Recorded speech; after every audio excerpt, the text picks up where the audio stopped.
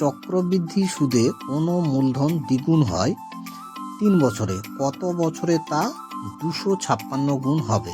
তো এটি একটি বিশেষ ট্রিকের সাহায্যে নিমেষেই করা যায়। তো ট্রিকটি কি?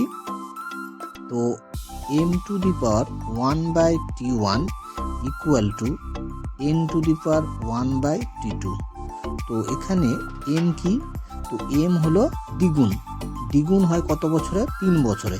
তাহলে 2 আর কত বছরে? তাহলে t1 এর জায়গায় হবে 1/3 ইকুয়াল কত গুণ হবে দ্বিতীয় ক্ষেত্রে? 256 গুণ। তাহলে n এর জায়গায় 256 লিখব। তাহলে 256 কত বছরে? t2 বছরে। তাহলে t2 আমাদের বের করতে হবে। তো এটা 2⁻⁴ আর 256কে আমরা যদি 2 এর পাওয়ারে লিখি তাহলে 256কে লেখা যাবে 2⁸ তো (1/t2). তো এটাকে সরল করলে 2⁻⁴ আর এটা হয়ে যাবে 2⁸ তো এক্ষেত্রে আমরা বেস সমান হলে পাওয়ার দুটো সমান হয়ে যাবে। তো 1/3 = 8/t2। তো দ্যাট ইজ t2 = 24। তাহলে তো মূলধনটি 256 গুণ হবে কত বছরে? 24 বছরে। কোনো মূলধন সরল সুদে নির্দিষ্ট সময়ে 10% বার্ষিক সুদের হারে 6 গুণ হয়, তবে ওই সময়ে ওই মূলধন 10 গুণ হবে কত বার্ষিক সুদের হারে?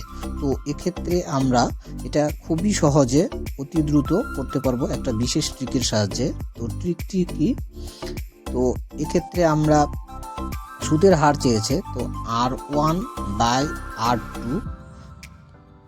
m-1/n-1।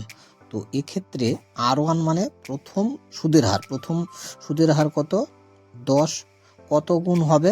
6 গুণ হবে। তাহলে এক্ষেত্রে 6 - 1। আর দ্বিতীয় ক্ষেত্রে সুদের হার চেয়েছে, তো দ্বিতীয় ক্ষেত্রে 8% সুদের হারে মূলধনটি কত হবে? 10 গুণ হবে। তাহলে এখানে n এর মান 10 - 1।